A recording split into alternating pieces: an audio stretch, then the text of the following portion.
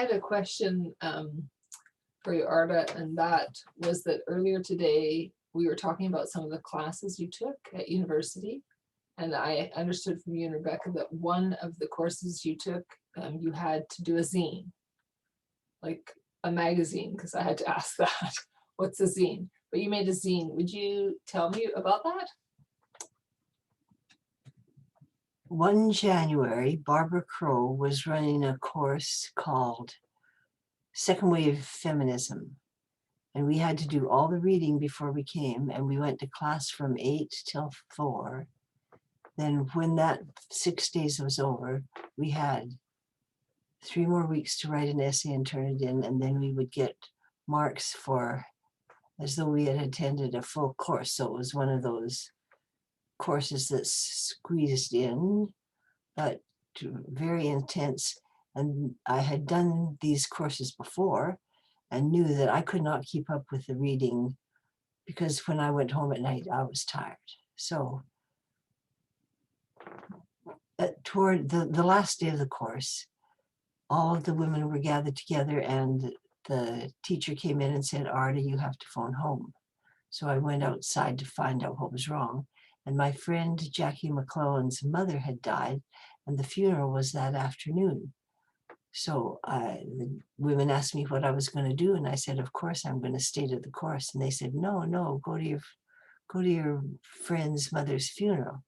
So off I went to the funeral, but then I came back after a couple of hours, and only to find that they had been doing a zine, which was something that the women in the second wave feminists used to do. It was their way of talking to each other. So they would have groups and talk to each other, and they would get out and mail things to each other or hand things to each other on the street, which reminds me of, well, I'll just tell the story right here. I had seen this done in a feminist group I was in, because one woman was out and she went to all the prostitutes and checked for any bad tricks they had had, and if they knew the license plate of the truck or the car, then she would put it out on a zine, and then every Friday night she would wear this candy striped uniform, and some of her friends, and they would go up and down the streets and pass this information out to the prostitutes so that they didn't get beat up on while they were out doing their work, which is the second oldest women's profession in the world. So we have the women doing that work, and then we have the women who are protecting them. So that would constitute a zine, Z-I-N-E. Bad dates zine. Yeah. Bad dates? Yeah, bad dates. That's a phrase for something going wrong. For clients, bad clients. Maybe the clients didn't pay, maybe they beat them up. Anyway, that's just a separate issue to show you that zines have gone on for a long time. Well, when I got home back to the class, the women had done a zine, and they had done it because they were outraged at the case of the Litchfield doctor, which had gone to the Supreme Court. And here I'm actually going to stop and let Rebecca kind of give the background to that. So the background was there was a doctor who was being charged with sexual assault of his patients, and there had been multiple patients who'd come forward and made, allegations, that's our word, or they'd been complainants about things that had happened. And there was a whole bunch of them, but rather than running 50 different trials, one for each woman, they decided to cluster them together. So there would be 3 trials that would involve, and how to divide them up. So they divided them into those assaults that had involved women's breasts, those that had involved vaginas, vulvas, labia, like the other heart down here, the genitalia area, and ones that had been neither, like maybe kissing or touching other parts of the body. So the women's bodies, the women's experiences, because some women had all 3 things happen to them, but they would have to testify in 3 different trials. So a trial for tits, a trial for clits, and a trial for other. So that was referred to by people in the activist community as the tits and clits case, whether women could be divided, their experience could be divided across parts of their bodies. So that was what the women were responding to. So when I came back to class, the women had decided they were outraged that our teacher had to leave. The reason she had to leave the university is her husband had come, but he needed full-time employment, and the art department wasn't ready to hire him. And so she packed up to leave to go back to Carleton. So in the meantime, it was about time for her to go.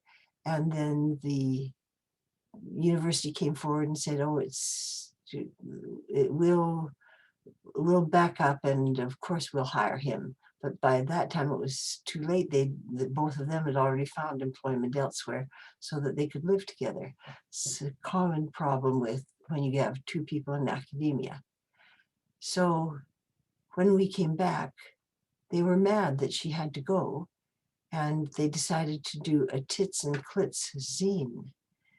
So in the course, there'd also been some talk around media experience of why can't women walk breastless or unclothed. Hard to hard to leave them here on the breastless, shelf. yeah. How can women, is it okay? Why does a woman get arrested for walking down the street without wearing a shirt, and a man does not get arrested for walking down the street not wearing a shirt? So one woman had given a whole argument about that to say why this was wrong also. So there was a lot of interesting ideas going on in the class. You can imagine me, I didn't have anybody to really go home and report to. This was too much information for Kelvin. Couldn't tell anybody at Relief Society. I didn't really have time to talk to people because I was too busy trying to pass this course. So when I came back, they had this zine out, and it was Tits and Clits, they had called it.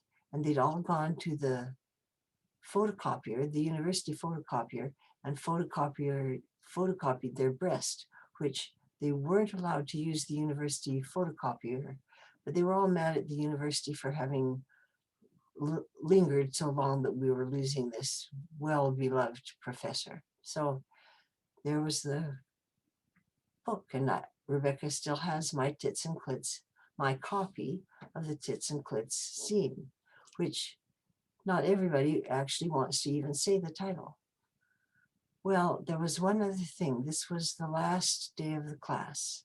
So one woman who had done this other essay about why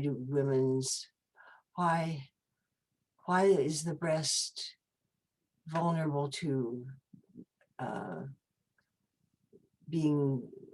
women getting picked up and thrown in jail, and men don't have the same thing happening to them. So that woman had gone around and said, we're going to give the feminist salute to our teacher. That's going to be the last thing we do. We're going to say goodbye, Barbara, and then we're going to stand up and give her the feminist salute. So we all said, well, what's that? And she said, well, it's the breast. So when I say it's time to give the feminist salute, all of you are to uncover your breast and show it to her. So whatever we were wearing, every woman knew I was wearing a black dress that I'd worn to the funeral. I could have it appropriately unbuttoned, and I knew exactly where to grab to show this part of my salute. So it was a lot of fun. We all stood up. When it was time, this woman gave a heartfelt goodbye to her and said, and now, Barbara, we give you the feminist salute. And then we all stood up, and she got to see live the feminist salute, the feminist breast. So I don't know why that's always stayed with me. It's just something I'd never done in Relief Society or in any of the other social places I'd been, though I was now going into territory that I'd never been before. I was venturing out into the territory of how to keep care of other women really keep care of them so that they lived, didn't die from circumstances that they were thrown in. So now you know about the tits and clits scene that belongs to me, and that I too know the feminist salute. Maybe I'll ask for it at my funeral. The end.